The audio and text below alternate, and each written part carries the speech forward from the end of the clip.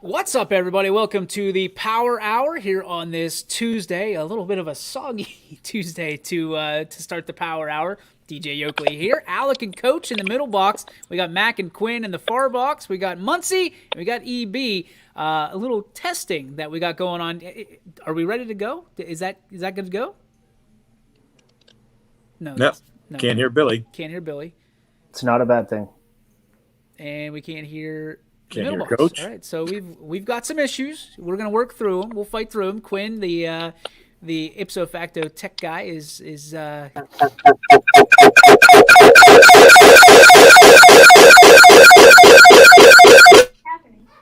wow. We just lost all kinds of viewers right there.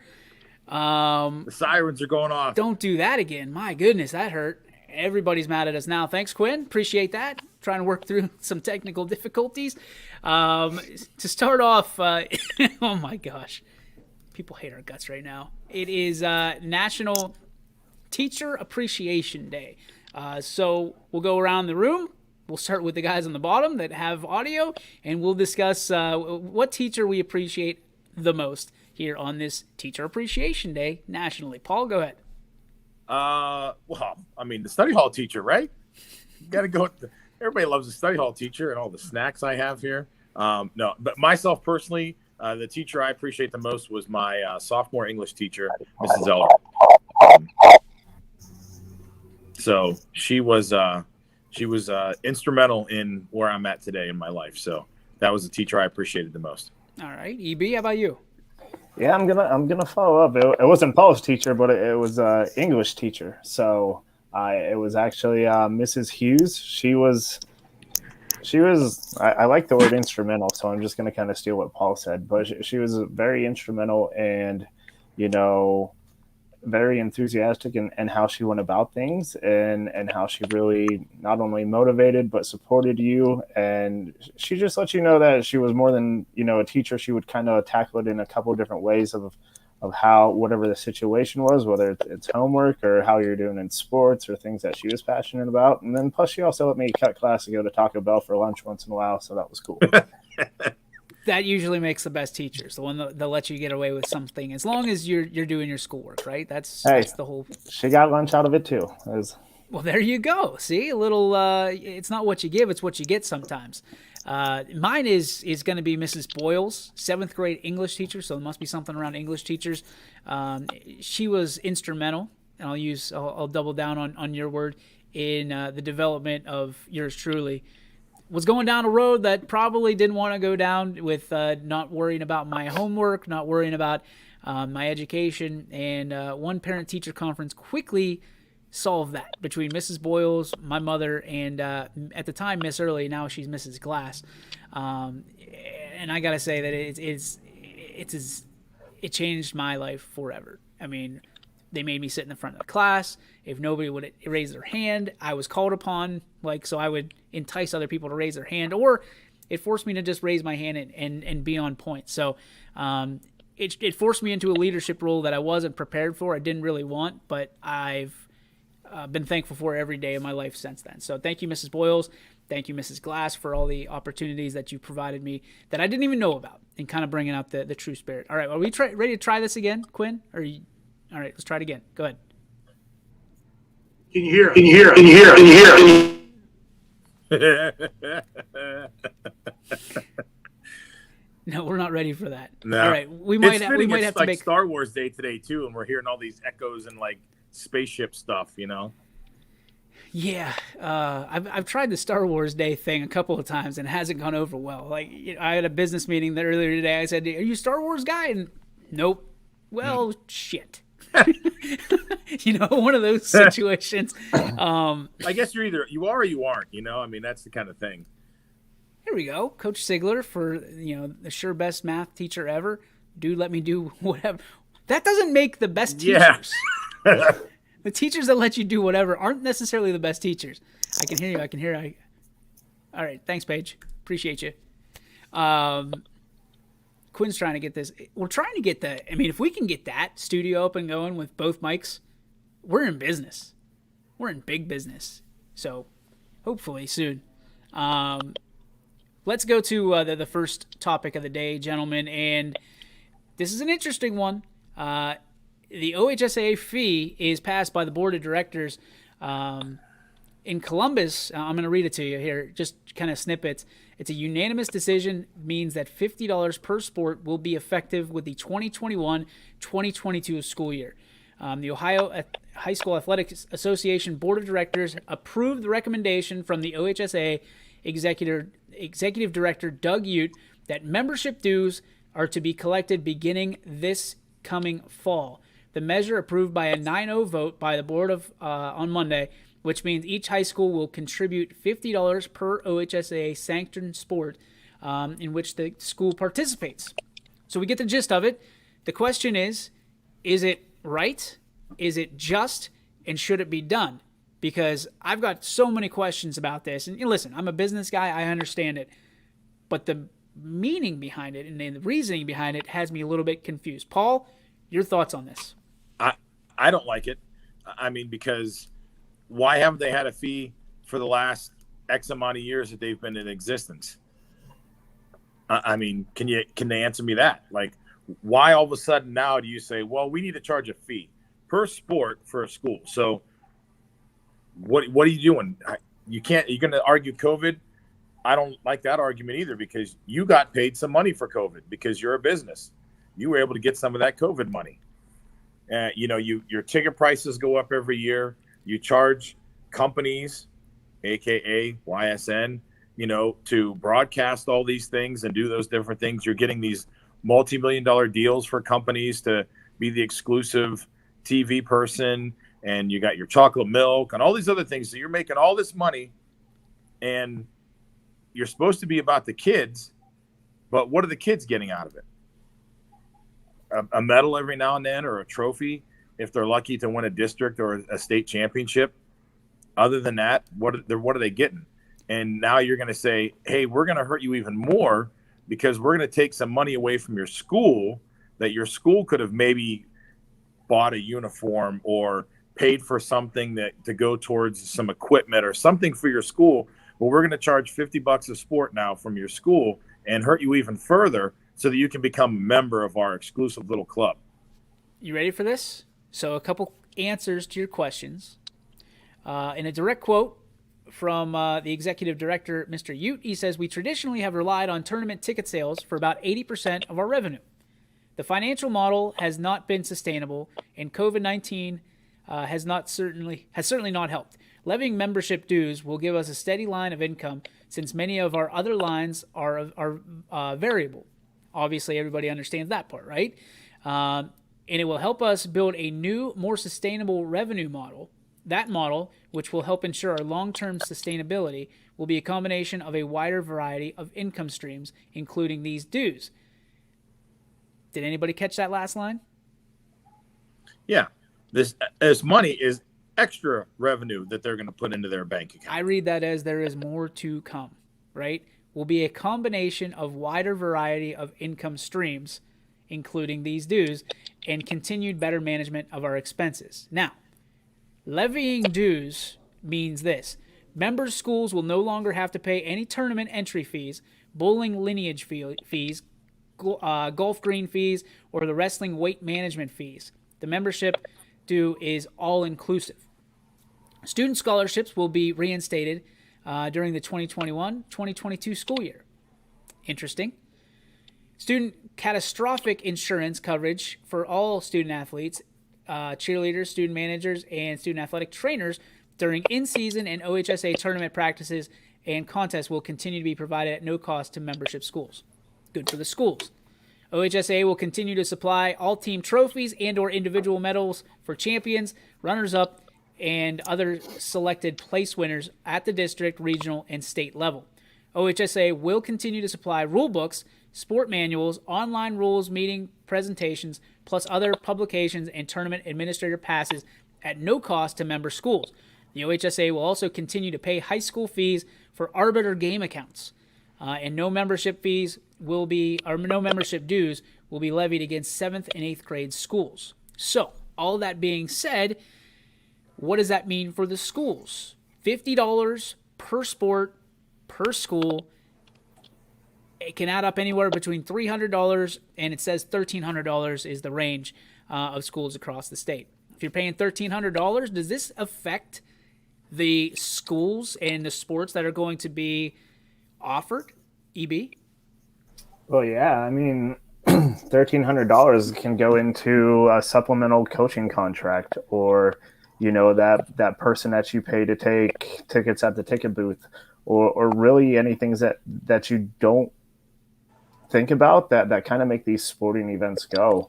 I mean, there's 860 something schools or 800 plus schools in Ohio. So you do a minimum 6 sports, $50, you're looking at $250,000 right there. And that's not including the larger schools that have, 9, 10, 11, 12 different sports. So that part right there just looks to me like a money grab. If you're going to do something like that, then you have to give something back to these kids. And the first thing that I would say is if you're going to require these people to pay this money and we have to abide by all your rules, then for your off seasons or your no contact periods, then alleviate those. Remove all your rules that you have for only 2 per, basketball or 4 per baseball and all this other stuff, all these goofy things, because you think it's becoming a competitive edge because you're making these kids or essentially these schools pay for it. So if you're going to make them pay to be a part of the exclusive club, give them something back in return. That's kind of where I'm at with it. Essentially, yeah. You're sitting there saying you're getting the insurances and trophies and all this other BS stuff that, to me, that's just fluff. That's just hey, see what these are kind of some of these overheads that we have, but you take care of those overheads because that's why your ticket prices continue to go up. And that's why now, instead of, you had 4 football teams in the playoffs, now then you had 8, now you have 12. That is freaking awesome. But like you continue to see them do these things to bring in money, and now you're gonna, I don't want to say necessarily penalize the schools. I wouldn't say that price isn't unfair per sport, because that's not uncanny, but you also have a lot of schools struggling just to put on sports. So do you think that this is a chance for a local business, or I don't know, a local sports streaming company to step in and offer that we'll pay your OHSAA fee in exchange for a contract to stream your sports games?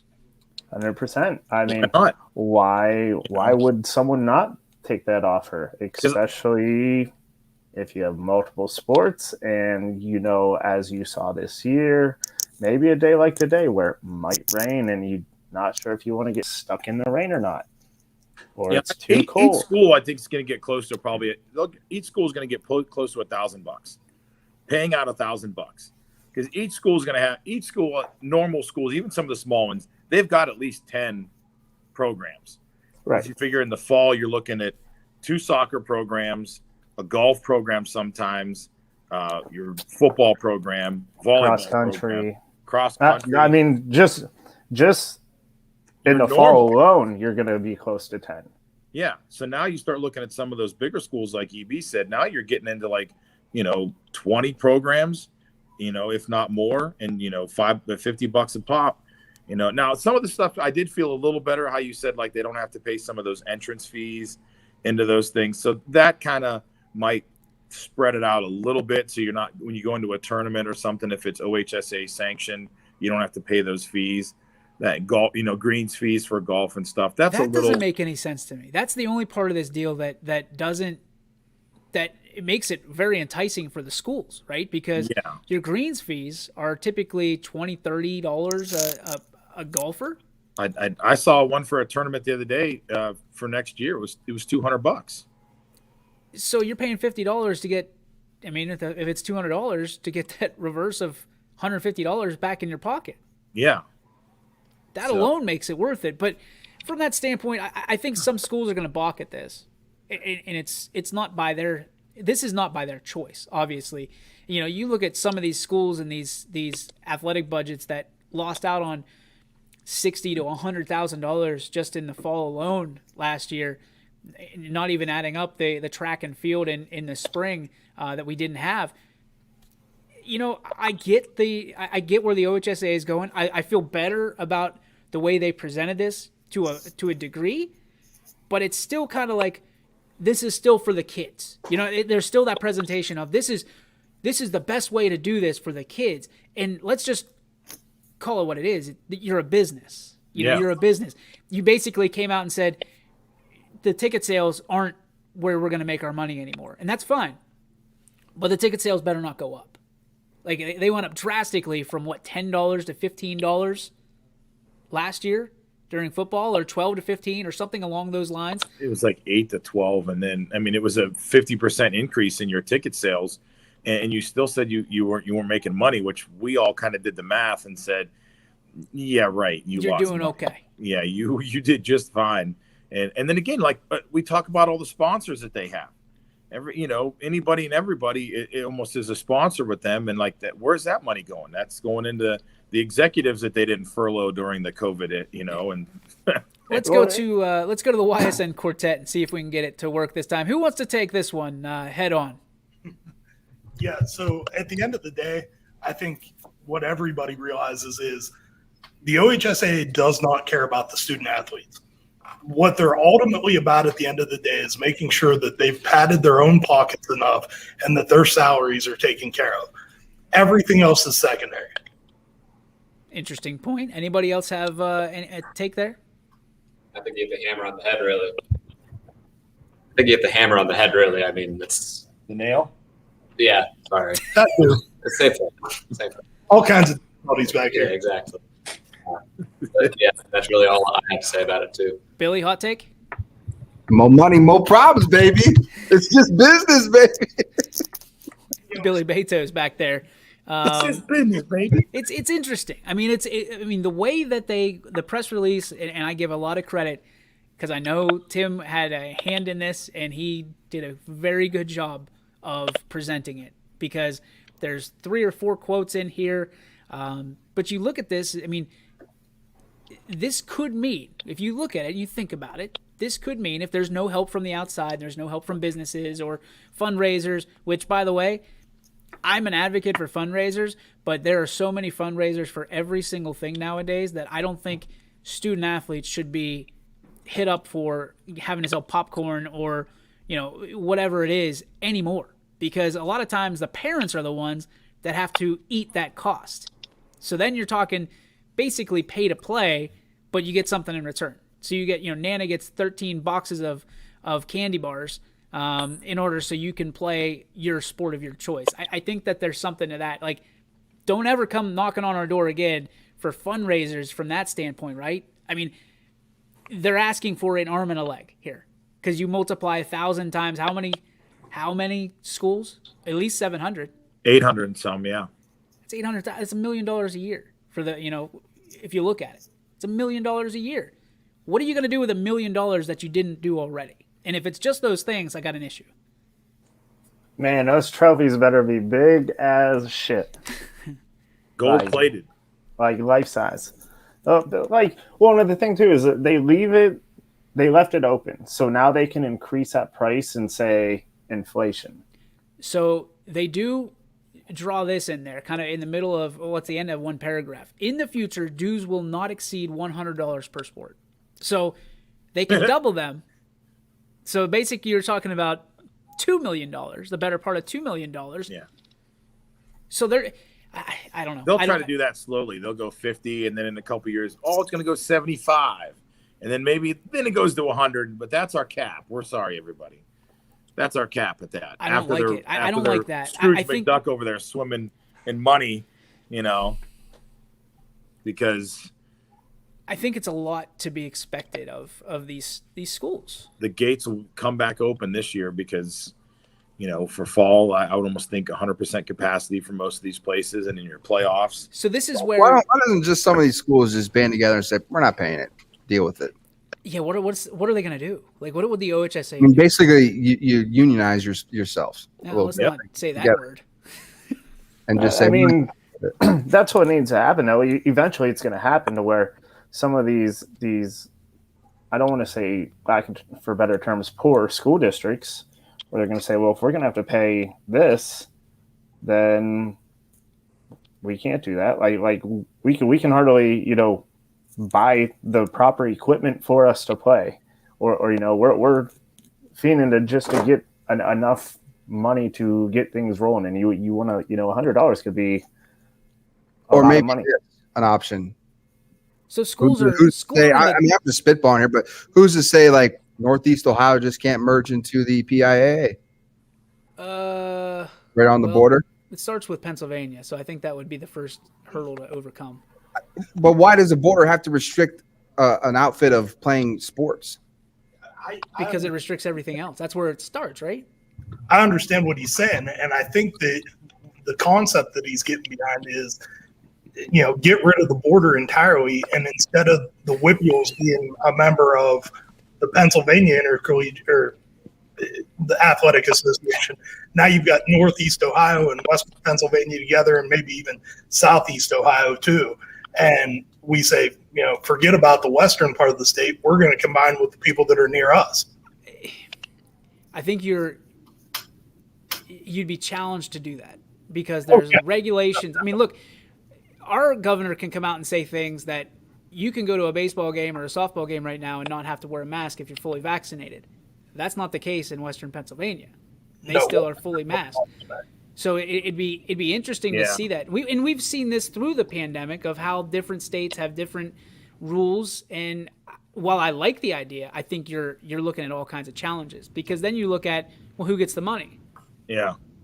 I think, you know, like on EB's point a little bit, where I think you'll see either one of the two ends of the spectrum could swing this thing. Either it's the lower end schools like he's talking, or I could see some of the big schools, some of your big schools that even have more sports than we even think about, like with bowling and archery and lacrosse and all that. So a school might have, say, 30, 40 programs. They might be going, no. Like a St. Ed's or some of those big schools in Columbus and Cincinnati, they might go, we're not doing that. And when you see them start breaking off and say, we're going to go do our own thing, now the state's going to go, oh, crap.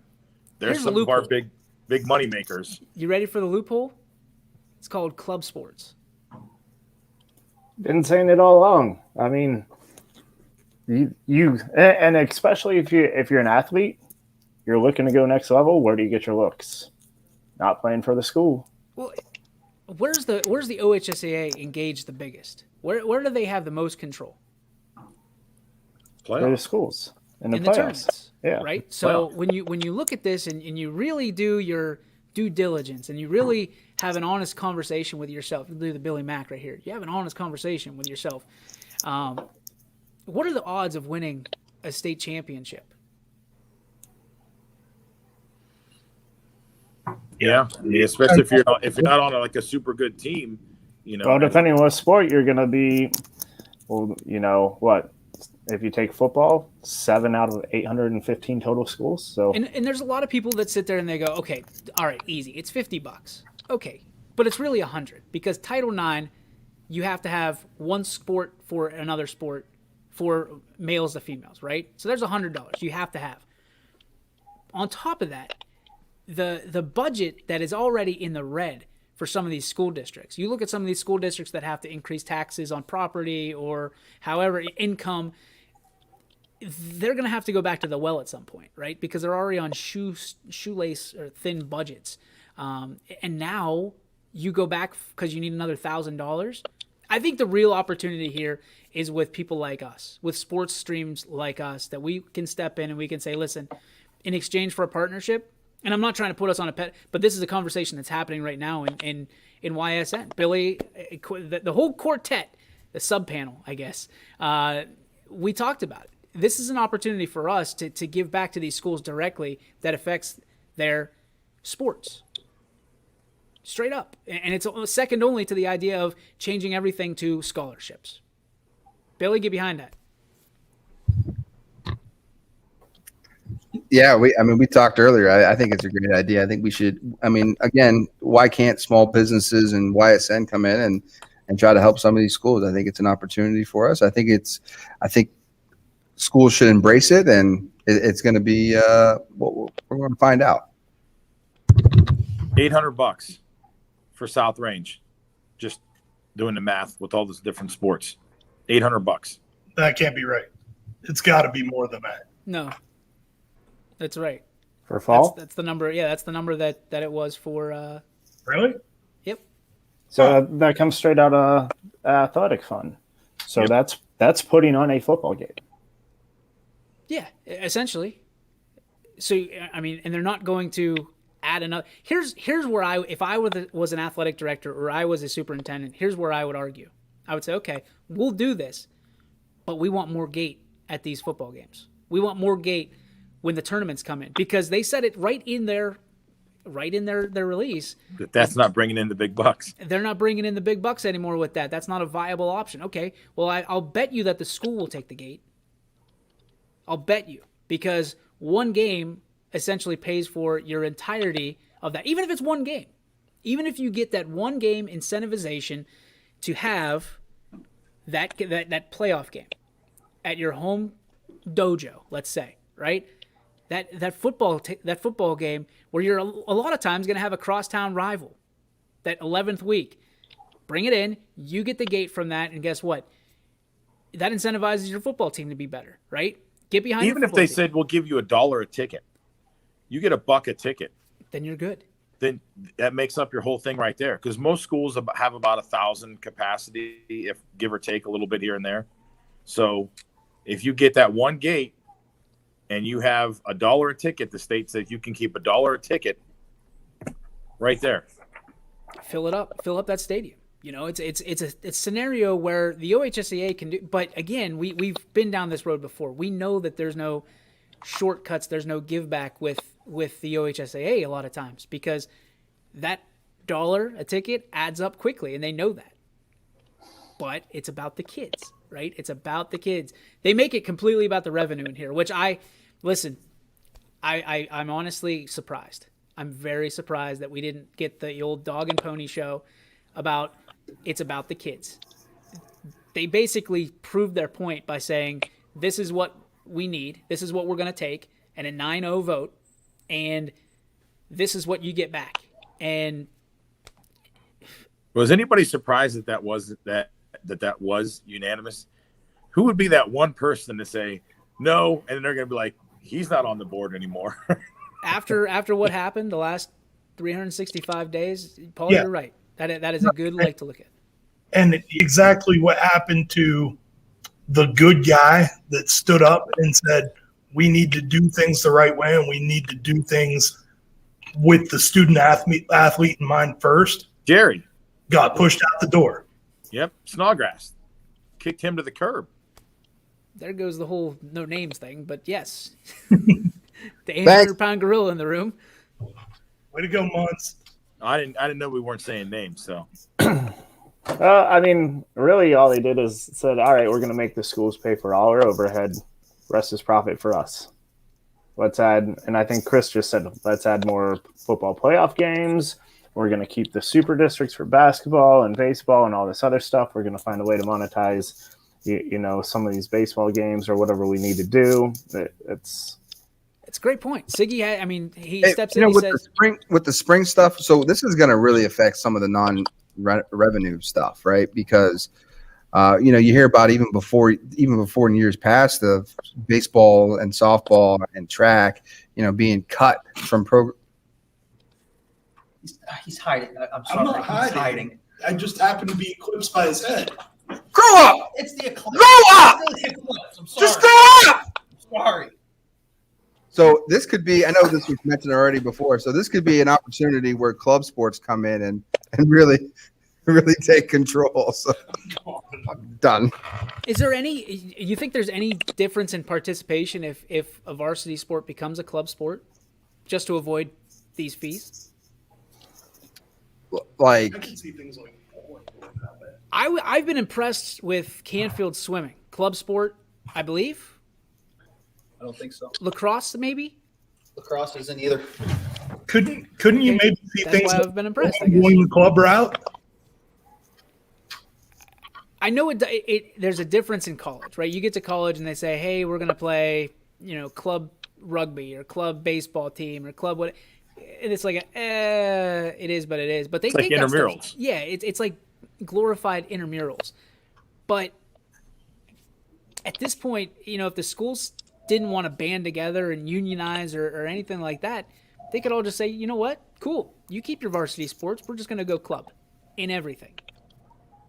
And that's a way out of it. But I think that there's much more opportunity in looking at people like us. We're looking, it's no surprise to anybody. We're not telling people anything they don't know. We're looking to give back to the communities. We want to be involved in the sports. We want to be directly affiliated with these schools and their sports programs. And I think this is the way for us to do it. So here, I have one question, because here's how it works. How much did we give back to the schools last year? $29,000? Just under $80,000 total between the OHSAA and our member schools. And I'm no mathematician, but we have 54, 56 schools? Yep. And you're looking at probably at least $1,300 per school? Say 1,000. 1,000 Just is the number we're looking at right now. to even it out. So we already covered the cost and gave it back and gave some back? Well, yes and no, because half of that, a little more than half of that, is your OHSAA fees that they charge us as media. So, for instance, why we do the $9.99 is because it's essentially $200 a game for us in basketball season, just for a case scenario. So every game that we have is $200 to air every game in the tournament, right? So we accrued $20,000 in basketball costs very quickly. And then I think it was 25 as a matter of fact. And then you add the other 50 from football, and you got $75,000, that were deep in the OHSAA already. I'm okay with giving the money if it means that these kids are going to be seen, and that was the biggest thing. And that's why we did $9.99, right? Yes, we paid our announcers. Yes, we did this. But we also have sponsorships that help pay for the announcers and stuff like that. But we just needed a little bit of that push. We're very transparent with how we spend our money. The question I have is, okay, if the OHSAA does this, right, and it's, are we affiliated directly with the schools now, or is it just a supplemental contract that we've been utilizing for the past 3.5 years? Because it says right on the OHSAA website for media, if we are part of if we're approved by the school board and things of that nature, then we are affiliated with the school. There's no OHSAA fees. So we could save money by doing that, which is part of the reason, but it's also, we know that the school is being represented in these games. Now, naturally, we always say TV contracts. It's a little bit different world now with streaming. But EB, if we're paying the way, if we're footing the bill for it, we should have some rights to be at these games. Right. Well, and I'm sitting here thinking, if you're a school and you just heard all that and you don't consider it, and it has nothing to do with Ysn, I'm just thinking from a business standpoint, what I'd really like to say, if you don't consider that, you're an effing moron. Because you just open up a whole new thing, and it's not just for the money side of things, but for your kids, and it's giving them opportunity and different things that get put on for that. And really, all we're asking out of it is, hey, just let us continue to stream your games, especially when it comes to playoff times. We'll pay your fees. It's not an issue for us. We'll take care of it, because that's the contract. You want us to pony up. Now, obviously, there's some ways that we can go, we can do the $9.99 thing, but we get that, right? That's our way of making money, so we can pay these fees for these schools. Right.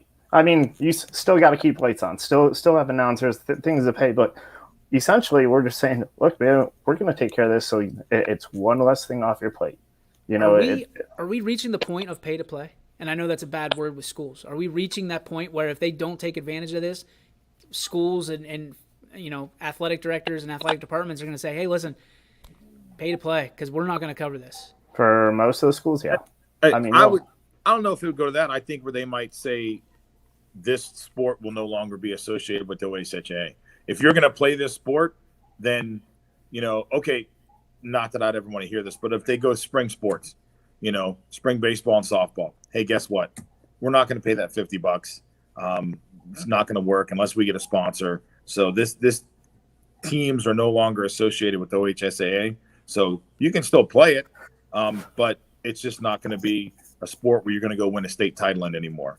So my question is for that, Paul, what do you think would happen is, like, we'll say South Range says we're not going to pay it. but Columbiana says we're paying it, and those two want to play each other.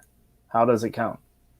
It would count like an exhibition game then. I mean, Columbiana wouldn't get points or anything from it, but you could still go play that game and, go get it, get some experience in playing that. But then, it's like when you go down south. You play those games down there. They don't really mean anything. Win or lose, it doesn't mean a lot. You can put it that, hey, we played these teams, but in that scenario, South Range doesn't have to play by the rules anymore. If you want to go play 70 games in baseball, you can go do that because the OHSAA doesn't have any. Exactly right. You could bet 10 guys, 12 guys if you wanted to. You could substitution however you felt like doing it. I mean, if you're not part of the OHSAA, it becomes like the Wild West. I think what you would see before that, though, is like if it would be baseball and the school says, I know it's $50 or even if it's $100 and they say, we can't do it. You'd probably get parents that say, here, $10 a piece. Here, there's $100 we want to be in. I think you're going to see fundraisers out the that are schools are going to sit there and it's associated in either your school cost or it's going to go back to the parents or the taxpayers or someone some way somehow. It's just the trickle down effect. Even more than the parents or the taxpayers, what it's going to ultimately end up being, because I've been there, I've been through this, is it's going to be the coach. And so athletic directors are going to say to the individual coaches, look, you're responsible for coming up with the $50 for the participation fee for your own program. And so you're going to have guys like me that go, it's not worth it. Here's $50. Yeah. And that's an interesting take, because I think we're at the point now where we know it's $50, but they're going to say each kid has to go raise $50. Yep. You know what I mean? One of those, because it's never about the $50. It's always about how much can we get for the program to support it. And like this might turn into a car wash. Car wash, you can make $50 easy, right? A bake sale, you can make $50 easy. But it's going to turn into how much can we make from this one opportunity if companies like us, small businesses or major corporations don't step in and go, we got you covered. But I think that's the answer, because kids are so busy, parents are so busy these days that they don't care. And I think, Matt, you're right. They're more than willing. One parent's going to walk in and go, here's 50. Yep. Yeah. And done with it. Yeah. And a lot of times it ends up not being a parent. It ends up being a coach. But, my whole point on this is, so think about the opportunities for the purchase power of that money that already exists. We're talking about it's probably about an $1,000 average for most schools or somewhere close to that. Well, what does that $1,000 actually look like to a school's athletics program? For me at Sebring High School, it's reconditioning helmets every year. It costs about $1,300 to recondition football helmets every year for me at Sebring High School. So now I've not only got to figure out how I'm going to pay $700, $800, $900 for all of our programs to participate with the OHSAA, but I've also got to find another source of revenue for those helmets to be reconditioned. Interesting that Chris Sigler says this as well. Some will use open enrollment money to cover it. Now, I'm going to raise up an interesting point here. Much like in how cities work and different, administrations work, a lot of times that money goes into the general fund. Oh yeah, it's good. And it's not ADs don't see that. It's not getting siphoned into the sports budget. It works the other way very well, right? It gets pulled in by the athletic department and siphoned into the general fund, only to be never seen or heard from again. I've very rarely seen it go the other way without a booster or a third party involved. We've seen that firsthand, and I think that open enrollment money is. And I could be way off on this. I believe that's probably a general fund thing, and sports will never see that. Yeah, treasurers hold on to that money like it's their own. That money's not getting dished out anywhere else but the school. I got to get out of here, fellas. I will talk to you all soon. See you, buddy. Thank you for stopping by. We have another gentleman stopping by here after the break. Steve Leslie is going to come on and talk about the auction that's going to take place starting tomorrow. And when we come back, he'll talk about that. We're also going to talk about the NFL draft a little bit to close out the show. You're watching the Ysn Power Hour right here on your sports network. At Greenwood Chevrolet, we go the extra mile for you. By finding you the right vehicle at the right price. By giving you confidence in your vehicle with a Greenwood Advantage warranty. by guaranteeing you financing regardless of your situation or credit history. And by being with you for every mile of your journey. Now, we're going the extra mile for you with an additional $1,500 on your trade, plus the best selection of new and used vehicles in the area. Visit greenwoodchevrolet.com and tell us how we can go the extra mile for you. Quality, customer service, and integrity. Those are the 4 words that have driven our success since 1957 at Joe Dickey Electric. Joe Dickey Electric is one Mahoning Valley landmark business that stays current with the requirements of our customers. Family owned and managed, we are an electrical contractor and energy solutions provider. Every member of our team adds to his or her skill set through ongoing training. Residential, commercial, industrial, automotive, and more. We keep ahead of the needs of our customers with a fleet of more than 50 vehicles and 24/7 emergency service, so you're never left in the dark. Jimmy Sudman here, Director of Isle, Purple Cat, and Golden String. We are happy to support YSN and 2 of my favorite people, Scotty Mincher and Super Dave O'Malley. We are an agency that provides services for adults with disabilities. We infuse humor, passion, and joy into their lives. If you know of any folks with disabilities that need our assistance, please contact us.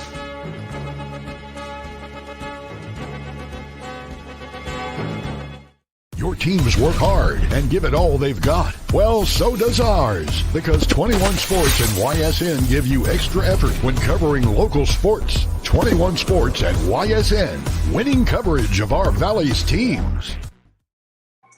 And welcome back in, ladies and gentlemen, to the YSN Power Hour. DJ Yoakley, the sub panel. We got 4 guys in one shot today, and we got Paul Munson at the bottom. At this time, I'm going to welcome in a gentleman who is known very well around the Valley, and it's certainly here on our airwaves.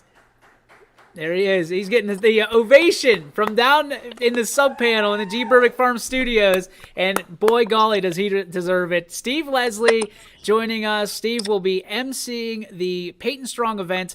It begins tomorrow night with an auction, and then it concludes Saturday at 10 p.m. Steve, the floor is yours, my friend. What a great scenario for how do I put this? For an unfortunate event, for an unfortunate young lady and her family. Yeah, no question. No question. I love that panel over there, over your shoulder, Deej. That's a crew there. But you know what? I think the title Peyton Strong, DJ says it all. You know, I have a hard time with this. I'm not even sure how many people know, but DJ, I think you do. Julie and I lost a son, Jacob, lived for 6 hours. So I've heard you talk about it before. Anytime a child has to struggle with cancer and death, those are things that we want to help out with. And it's kind of led to YSN. Peyton Strong, Peyton Halbert's a 17-year-old who has cancer and is a battler. She's a beautiful girl. Her family's outstanding. And when they asked me to be the MC of the live auction Saturday night at 7:30 with all the NFL memorabilia, it was an honor not only for me, but for all of us at YSN. I know how proud you are to jump in the opportunities like this to promote such a beautiful family, promote one of our communities, and it's going to be a great event. Springfield has jumped in on this. Let's give you kind of a rundown of some of you talked about the items. This is unbelievable. Proceeds to benefit Peyton Strong. Autographed items. You're looking at TJ Watt game worn shoes, Ben Roethlisberger jersey, Larry Fitzgerald jersey, personalized Ray Lewis football. This is my favorite, the Peyton Manning football, because Peyton Manning is my all-time favorite quarterback. Devontae Adams, Phillip Rivers, Saquon Barkley, Jake Getzel from the Penguins, Baker Mayfield, we know him. Billy knows him real well. Brian Reynolds from the Pirates, Darius Leonard from the Colts, Julian Edelman from the Patriots, DJ Shark, I mean, look at all these sports items, and then additional items by local sponsors and just, I mean, there's so much. This is a little bit better, and by a little bit, I mean a lot bit better than most of the auctions you're going to see, but that's because of the belief in the foundation in this young lady in Peyton. Steve, are you excited? I know emceeing, you're excited to get people to spend their money, but this could raise a lot of money on Saturday, May 8th. Yeah, a couple like things. First of all, you're going to be there to help the live auction. DJ, I'm so happy with that. I think we can raise a lot of money for the foundation, obviously. There's going to be 3 things for opportunities for people to help out. There's going to be a Chinese auction. There will be a silent auction, and then the live auction with the NFL memorabilia. From a YSN standpoint, Did you've asked me, what can YSN do? Angela Jones is the chairman, and we've stepped up big time, thanks to you and Brian Scott. Tomorrow night at St. Paul's Church in Springfield, DJ, you, myself, and Quinn will be there. They will be setting up the Chinese auction at church tomorrow. We will do a live StreamYard with Angela to promote more of Peyton's stuff. On Thursday, they will be selling Chinese auction tickets at the church from 5 to 7:30 for anyone that cannot attend on Saturday. And then, of course, Saturday evening, the golf outing sold out. The dinner has sold out, but sports memorabilia fans are more than welcome to come for that live auction with you and I, starting between 7 and 7:15, and that's going to be fun for the both of us. But I'm glad to be a part of this with you guys. I wanted to throw this to you guys to leave it. There's so many ways people can help this family and girls. There's sponsorships, $100, $250, $500, $1,000. You have done a great job of putting up the pages. They can donate money at any time. If people can come on Thursday for the Chinese auction, if you can come on Saturday, that's great. But I'm going to throw this out. I love YSN. It's the best team, DJ, I've told you this, that I've ever been a part of. And for me to be an MC for something that I believe in, I'm going to throw this out there to everybody we have at YSN Nation. Schools, administrators, families, athletes, hop on that site and help out a beautiful young girl that is battling. She's courageous. She's inspirational. She will do anything for anyone with a smile on her face. That's who we are at YSN, dude. You know it. We promote, we give, and we do what we think is right. And this is one of those causes that I can't wait for. It's a challenge to YSN Nation. Hop on one of these sites, and you know what? Put the school you're affiliated with. Donation by so-and-so, YSN affiliated. I think that would represent all of us so well and be a big, big part. I know, DJ, they've had an outing in South Carolina. I want to say 3 weeks ago, they raised $35,000 for this family and young lady. I want to beat that. I know how you are. I know you want to beat that. It's people that do that, and they know how strong YSN is. So thanks to you and Brian for promoting this. And I know all you guys will do everything you can to help. Let's beat cancer once and for all. Kids don't deserve to suffer with cancer. No, they certainly don't. Amo chiming in, and right there, it looks like you got another sponsorship from BLGC, the Berlin Lake Golf Course, which is awesome. A new sponsor here on YSN. They do so much. Amo is a huge part of that. So there you go, just right there. And I'm with you, Steve. Let's bring out YS Nation. Let's do it. We've done so much to help so many here in the area, the schools that are affiliated with YSN.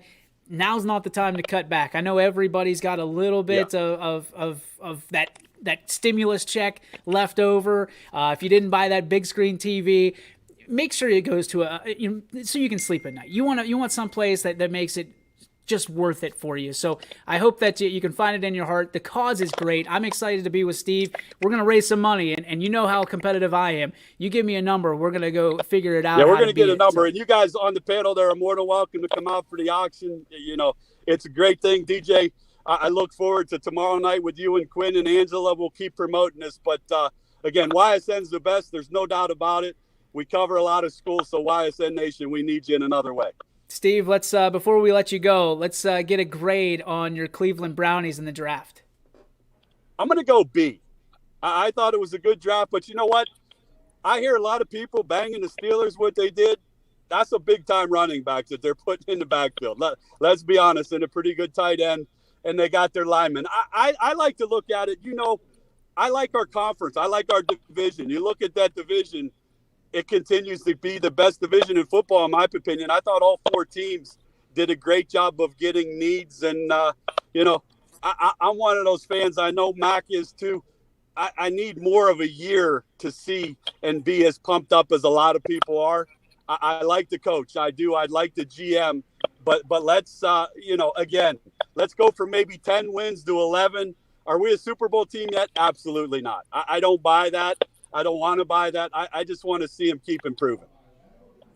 I love it. Steve Leslie, thank you so much for all you do, and you're always welcome here on the Power Hour, buddy. Look, All right. you I'll get see the you guys ovation tomorrow again. night. Thanks. There he goes. The legend, the gamer, the GM of Out. your sports network. He is. Peace out. I love him. I mean, how can you not love Steve Leslie? The man.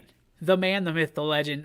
Let's get to, he had a nice little take there on the Brownies.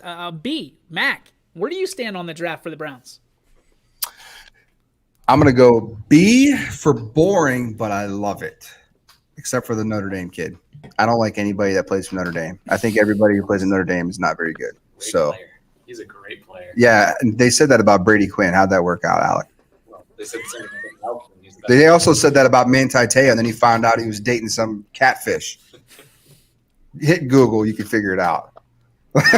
I'm not into Notre Dame players. You name the one. Fun fact. Jerome Bettis.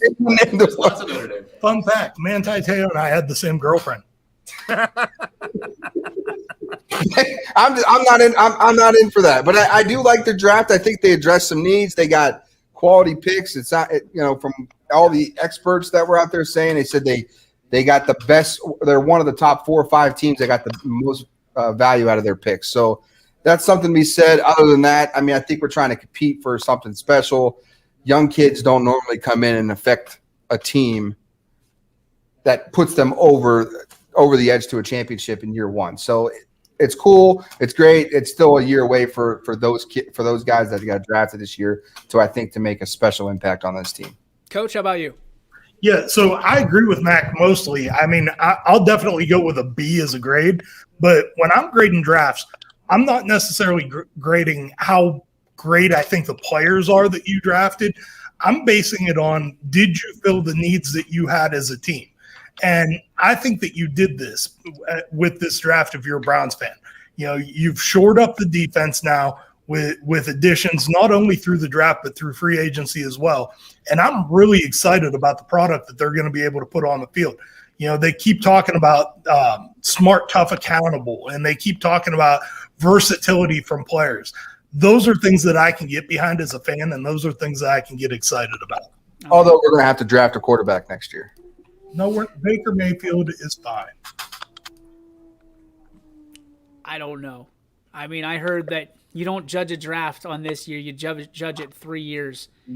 I don't like that. I don't think you can judge, especially with the turnover at the GM position, the coaching position nowadays. Like, you got to judge, did you fill the need? And Alec, you're a Steelers fan. Did the Steelers fill the needs that they had? Not completely. No, we got the running back. Hey, let me talk.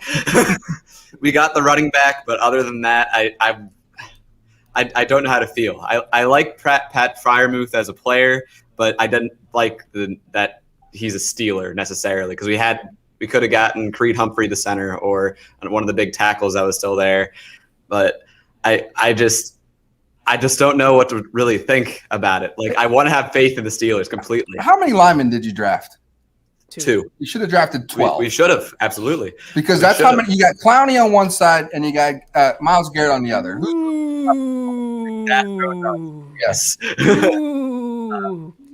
We got 2 defensive ends, just like everybody else in the football league. Give me a break, man. Like that's the difference. And Paul, we'll get to you in a second, and Quinn. The difference is this: the Steelers don't plan for the Browns every year. Exactly. If we beat the Browns, great, fantastic. We've done it a zillion times. What's that? You did get a dangerous weapon. You got a guard that can punt. Yes. We'll run you over. Okay, I'm going to get to my take in a minute. All right, Quinn, go ahead. Quinn? No, I got nothing. I'm good. Paul, go ahead. You're Raiders. I'm good. Yeah, being a Raiders fan, I give him a low C grade. I didn't like that they took the Leatherwood kid so early. I think that there was another guy out there they probably could have got. I think everybody just went overboard on these Alabama guys.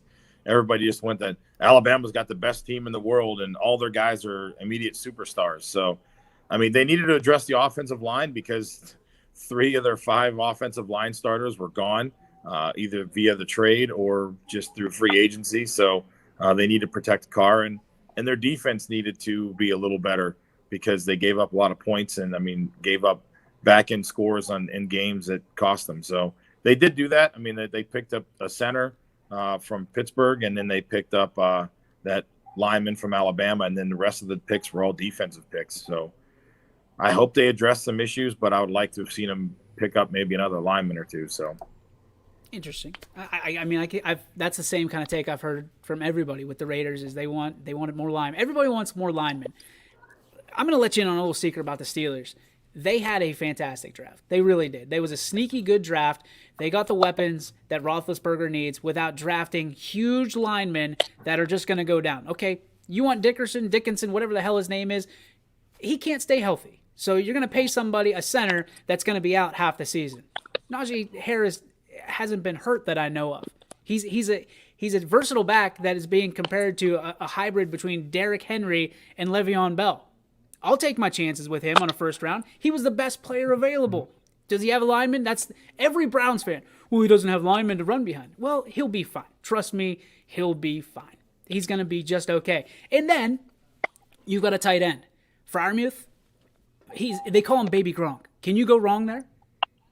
When is Roethlisberger at his best? When he's got a tight end to throw to. Now he's got Ebron, which is a hybrid tight end / wide receiver. And now you've got a true tight end to throw to in Freiermuth. I think that's a great pick. I also like the pick of their center / guard, who is going to be their new center. Fantastic. That kid is going to be a stud. Don't forget the punter from Georgia Tech. Listen, I hated on that pick first, but if you go and actually do some research on him, he could be one of the better punters in the league. And if you're looking at it, it's the team between starting at the 5-yard line or starting at the 25-yard line. The difference between wins and losses. And listen, those Brownies, who apparently we have to plan for now because they're so scary, you got to run 95 yards against the Steelers. It's a little bit more difficult than you think. I think every Browns fan out there has a little bit too much to drink of their own Kool-Aid. Well, we saw what it looks like when you guys don't plan for the Browns. After what, 20 years? Playoff win. Yeah, you're right. Yeah, turn the page, right?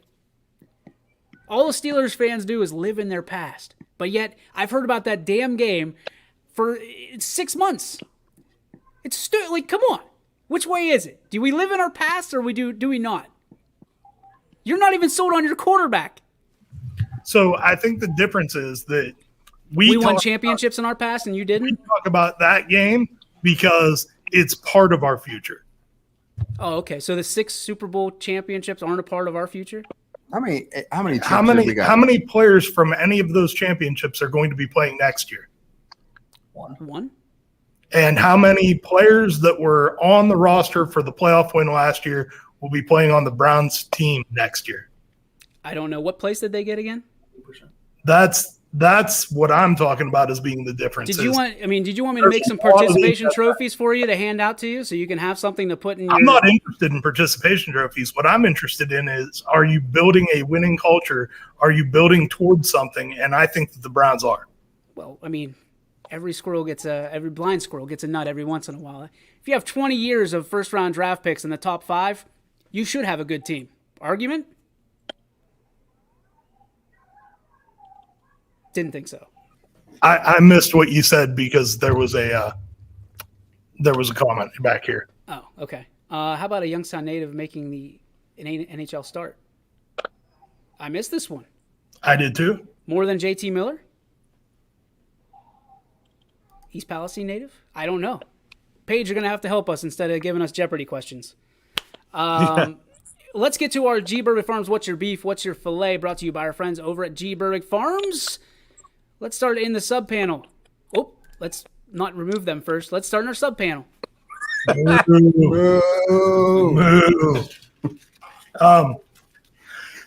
I'm going to go with the play today.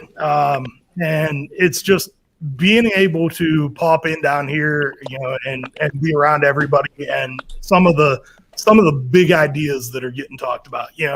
I think it's easy to kind of fall into a rut and, kind of live on your past. But it's a lot more fun when we can get together and kind of talk about what the future looks like. My beef for the day is that today I had to blow $90 on my 21-year-old car. So that was very fun. With not a whole lot of spending money to go around. So $90 is still a big chunk of cash for me. You gotta get some sponsors. I got it. I got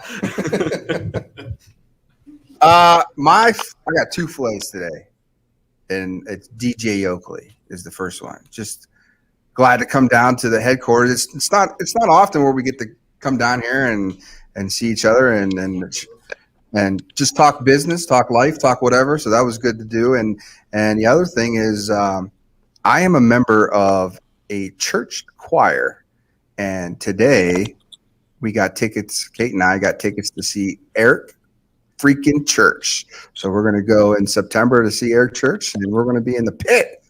So it's going to be a good time. Can you belt out a few lines, choir boy? Yeah. Can I ask what the hell did the church choir have to do with anything with Eric Church?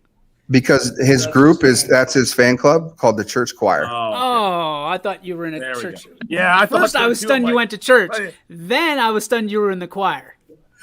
It all makes sense now. All right, well played. All right, Quinn. Oh, Jesus. Pushed me right off the camera. Yeah, I got 2. I got 1 fillet for myself because I got all this working finally. Thanks, Billy. Appreciate it. Get your face on. I don't like getting things shoved in my face. That's what not. Never mind.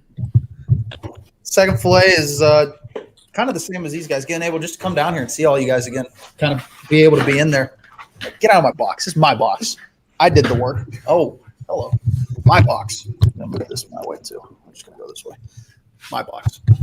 No, being able to come down here, see all you guys and stuff, kind of had that atmosphere like we used to on Friday nights and stuff. It was fun getting to see everybody and hang out and stuff. And hi, Paul. You're a part of this too. Can you respond to my fillet yesterday? No. Bye. Muncie, you're up.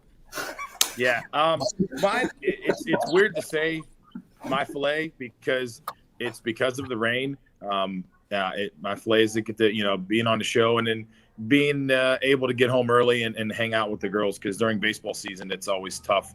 By the time I get home after games and get a shower, they're in bed. So being able to go home early and kind of hang out a little bit with the rain out there, but it sucks. But I mean, we're having the rain and no games, but it helps out sometimes too. So yeah, it's one of those things, and I'm in the same boat when it comes to that stuff. We want the games, no doubt, but in a scenario of we've got an hour plus drive to some of these games and torrential downpours, I'm pulling my guys. You know what I mean? We'll make sacrifices, but I'm not going to sacrifice their lives in order to get to baseball games or softball games. So you want to be mad at me, that you can be mad at me, but you can direct those right at me and not the guys. I was begged by one of our announcers, literally, I'm going to go. I made a promise. I'm going to go to this game. And I said, no, you're not. I mean, that's not to sit here and pat myself on the back, but I'm never going to put our guys in a situation of having big time trouble. And I mean by, hardships or their safety on the line. That's just never going to happen. My beef, though, brought to you by G. Burbick Farms on New Buffalo Road in Columbiana, is this. Interestingly enough, on social media, you can always kind of trace back to where people are friendships or whatever comes from, the connections of a network of people. There's one individual that I've been really interested in for such a long time that every time I get a friend, whether it be from family or a networking request that people ask for a friendship on Facebook or from LinkedIn or from Twitter, or this person always is there kind of riding the coattails, until finally I found a couple different scenarios to where it was my family, and not even family from here, that they were friend requesting. So let me just break it down for you a little bit. If you are being a creeper that bad that you need to follow my family and entice my family to like what you like and do what you do, get out of here, dude. Like, get the freak out of here. That is creepy to the umpteenth degree. And there's no wonder why parents, why the student athletes try to block you, because you're sliding into DMs and you're sliding into relationships and you don't even know them. You're just trying to base your relationships off the others. Don't do it. Stop it. You're creepy. It comes off way, way not the way it's supposed to. So I'm over that. When I figured out one of my relatives in Pittsburgh is now friends with this person, it all clicked. So if you're out there and you're doing that, stop. Just stop, because you are Creeper McCreeperson, and you are Mayor of McCheese. So that is going to do it for the YSN Power Hour. I want to thank the sub panel who have disappeared. I also want to thank... Jesus. All right, they're back. That scared the hell out of me, by the way. I want to thank Steve Leslie. Who else was on here? EB. Want to thank him for being part of the YSN Power Hour. We'll be here tomorrow, 3 to 4, as usual, right here on your sports network. Until next time, let's wave the flag.